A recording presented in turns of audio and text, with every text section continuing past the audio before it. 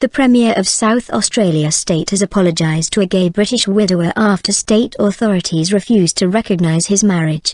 Briton David Balmeritzi, 32, died on Saturday, after falling downstairs while on honeymoon in Adelaide. His husband Marco Balmeritzi, 38, was unable to plan a funeral as the state did not recognise him as next of kin. David's death certificate was also marked never married, despite his husband's protests.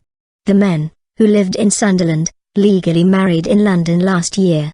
But South Australia does not currently recognise same-sex marriages, even foreign ones, as legal partnerships. South Australia Premier Jay Weatherill said he had phoned the widower to express his sorrow over his treatment. He told me that in a range of ways he felt disrespected by a number of authorities that he was associated with, not all government, some of them in government, and I expressed my apology for that behaviour, Mr. Weatherill said. I also committed myself to putting before the South Australian Parliament measures that would prevent this from happening again. Mr. Balmeritzi said Mr. Weatherill had promised to reissue his husband's death certificate with the correct marriage status. It's almost a good day, if it weren't for everything else, he told BuzzFeed. I don't know if David would even believe it. The fact that through him maybe this is never going to happen to somebody else is such a good thing.